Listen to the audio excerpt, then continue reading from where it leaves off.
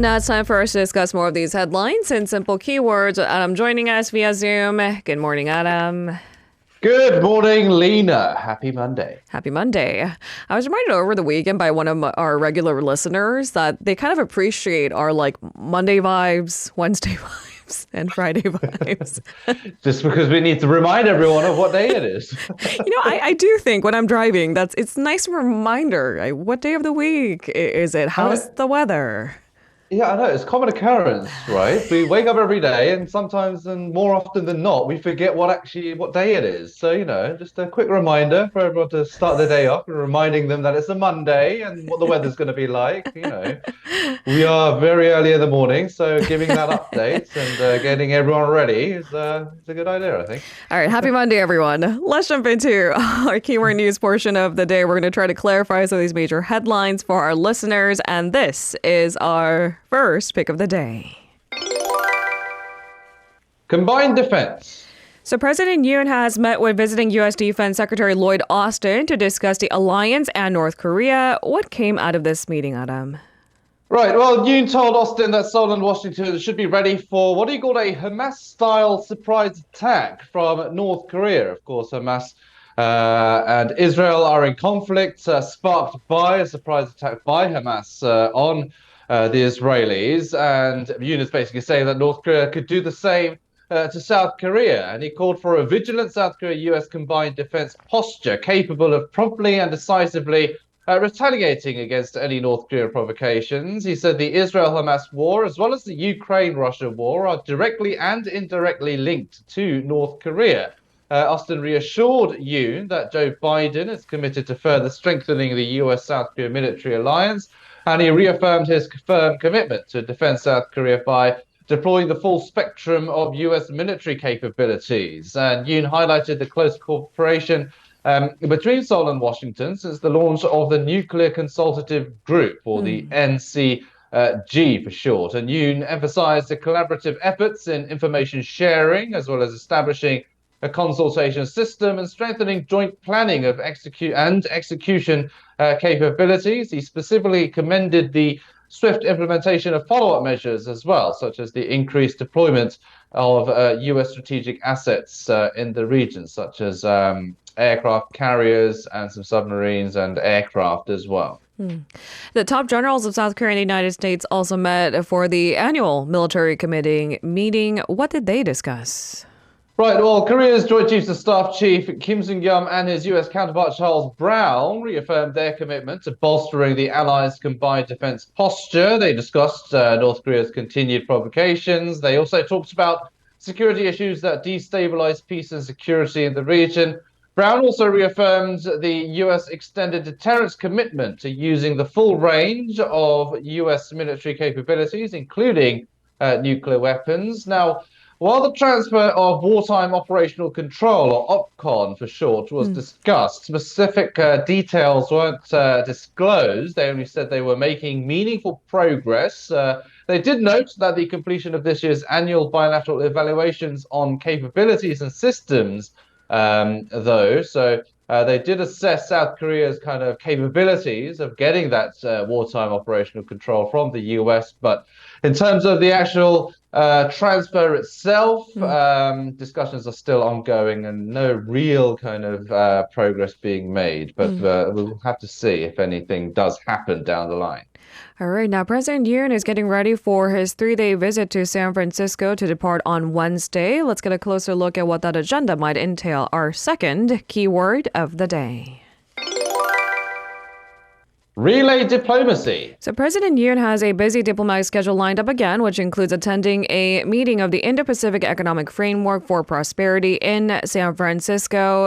It's kind of a relatively new framework if you think about it, launched in 2022, was it? By the United States, considers sort of this platform to counter China-led RCEP. So let's take a look at this agenda. That's right. It was initiated in May last year, in fact. So, yes, it has been a recent kind of initiative. Now, Yoon plans to leave for San Francisco on Wednesday for a 3-day visit, during which he will attend the APEC summit and hold bilateral meetings on the sidelines. The IPEF meeting will be held on the sidelines of the APEC gathering and will be joined by the leaders of 14 member countries. Now, the US-led initiative is aimed at discussing plans for cooperation between member states. This will mark the seventh round of IPEF meetings since it was launched by Joe Biden last May. This was an apparent move, as you said, to counter China's growing regional economic influence. Now, eyes are on whether the upcoming meeting might reach a substantial conclusion, especially amid reports of Biden meeting Chinese President Xi Jinping soon as well. So, considering that meeting, they're going to be very watchful of what they discuss in that IPEF meeting, so it doesn't kind of hamper the summit between Biden and Xi if it is realized. Now, the IPEF members have yet to reach a conclusion over many issues such as trade, clean economy, and anti-corruption. These are things Washington proposed to negotiate with the 13 other countries in that initiative. Now, Yoon's visit to San Francisco will be followed by a visit to the UK and France within this month. And he'll also be visiting the Netherlands next month as well. So he still has a lot of overseas trips left before the year ends. Of course, his trip to France will be that kind of last-ditch effort to promote Busan to host the World Expo 2030. The vote is going to be happening in a couple of weeks' time. So, yeah, so last-ditch efforts are being made, not just by the president, but other officials here in Seoul as well. All right, with that, we move on to our third keyword of the day. Medical school quota. So the government, which is pushing for an increase in medical school admissions for the first time in 19 years, suddenly postponed the announcement of the results of a related nationwide survey, kind of alluding to sort of tensions and the back and forth. If there was an agreement to be reached, they would have reached it. Tell us the details. Yeah, so the government had actually cancelled an announcement last month as well. So this isn't the first time they're making a sudden kind of cancellation of an announcement or a delay. The health ministry announced at 5 p.m. yesterday, actually, that it would announce the results of the survey on the demand for medical school admission quotas through a briefing today. However, 4 hours later at 9 p.m., it announced the cancellation of the briefing. So what we're expecting was to get some more information today, but it's been called off. Now, the ministry said more time is needed to confirm and organize the demand for medical school expansion by the year 2030 for 40 universities. It added that it will quickly organize and announce it within this week, but whether that will happen remains to be seen.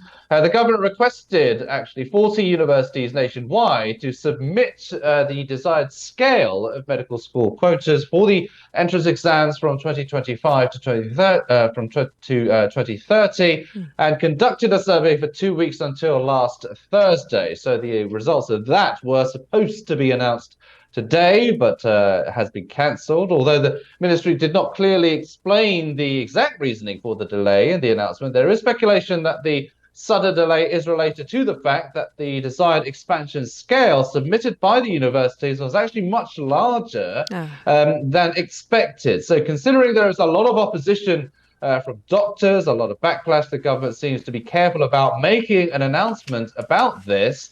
That could trigger more backlash. So it doesn't want to create too many frictions and tensions between the medical school quota plan and the doctors. It seems like there is a very divisive kind of spectrum on this issue. The universities want to increase the quotas. Of course, it means any university would like to have more students available because, of course, for private universities anyway, it'll mean more money for them, for starters. That's one of the many reasons. But doctors, of course, are a bit worried because, of course, it means that they say it'll kind of shake up or hinder the kind of the medical practices in the country. But yeah, it's this whole issue is triggered about getting more students in areas, a field of medicine that are less popular outside of maybe plastic surgery, cosmetics, and dermatology, for example. Gynecology is an area where it's a bit lacking in terms of the government, but doctors say that it's not going to do much to help. So, Hmm. yeah, this is a kind of a very delicate issue. So we'll have to see if any middle ground is found. All right. So, as for the survey result, putting a pin on it, not to create even more division, that is, or spark Yeah. unnecessary backlash. All right. We'll leave it there for now so we can move on to food prices, our fourth keyword of the day.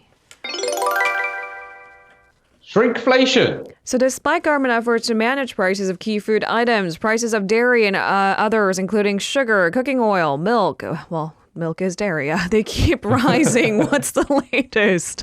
Certainly is. All, prices of basically every key food item is increasing. So Right. yeah, milk, cheese alike. Yes, there's milk prices especially. They've risen by 14.3% last month, reaching the highest level in 14 years. Now, according to Statistics Korea, the prices of processed foods increased by nearly 5% last month compared to a year ago. Significant increases were also observed in major items such as sugar, which rose by just over 17%. The government has tried to manage 28 food items to stabilize prices, but concerns arise about potential side effects such as shrinkflation. This is basically maintaining product prices while reducing volume. So basically, a packet of potato chips, for example, you might notice that they're smaller in size, but they cost the same as the bigger versions. That is There's more basically what. air. Right, more air in it. But even now, they're getting rid of the air, and the packet itself is getting smaller, but just paying the same price for it. So, yes, that's basically what shrinkflation is. Now, the dairy industry has been raising prices as well in the second half of this year. Ice cream prices, therefore, have also been on the rise. There's been if you notice, if you live in Korea, there's all these deals if you go to convenience stores and with certain ice creams. If you buy five, for example, they're at a very heavily discounted price. Not as discounted now, I'm afraid. And now the government has been assigning more people and resources to kind of stabilize prices, but inflation is still running high. They're unable to beat the rising prices. In addition to food, transportation costs are also significantly rising as well. Subway, bus, taxi, and airfares are all rising by about 9% on average on year. This is the largest increase in 16 and a half years. Experts do express limitations in the government's method of managing prices. They say the government should identify the kind of fundamental factors causing price increases and take clear evidence-based measures to manage them. Now, Finance Minister Chu Kyung-ho remains confident that inflation will ease. He has been confident for some time now, saying that we will see a kind of a drop or a stabilization in prices either by the end of the year or early next year. He said if oil prices are also or if oil prices show us a downward trend, although slow, a trend of price stability will emerge. But he has been saying that for a long time now, but prices have only been rising. So, yeah, it remains to be seen when that kind of curve it will start to kind of plateau, but not for the time being anyway. All right. And on to our final keyword of the day. Stagnant real estate. So the real estate market is believed to have entered a phase of adjustment with a slowdown in the recent trend of rising property prices and a decline in transactions. So what's the latest on this front, Adam?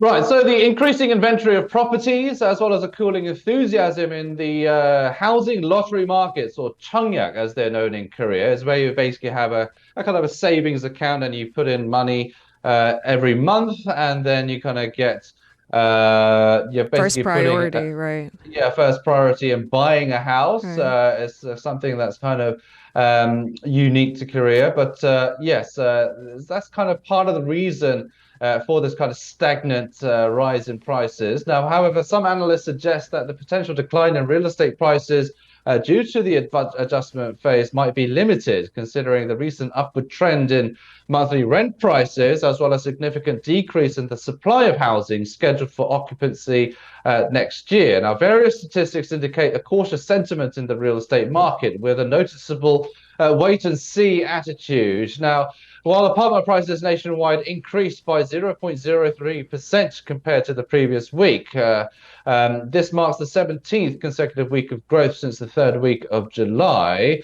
Now, the rate of increase has actually been decreasing for the past 3 weeks. In Seoul, the prices rose by 0.05%, but the increase was lower than the previous week. Notably, the Gangnam district showed a stabilization for the first time in 29 weeks. Now, there have also been more apartment listings and less transactions being made. So it's just a simple case of oversupply and less demand for the moment. A lot of investors, anyway, are waiting and seeing because there has been a lot of drop in apartment prices. So they may be looking for a further discount in terms of investment and whether there's opportunity to buy a house at the low point. But of course, that depends on the area as well. There are some areas where prices are still increasing. So, Right. yeah, it has been stagnant, but some experts are saying it's going to be temporary. Thank you very much, Adam, for today's coverage. Stay warm, and we'll see you tomorrow. You too. You're very welcome. See you tomorrow. If you're listening to our program using the podcast service, just a reminder that we do go live Monday through Friday, 7 a.m. Korea Standard Time. So tune in and help us make the show more informative by giving us your input. See you bright and early on Good Morning Seoul.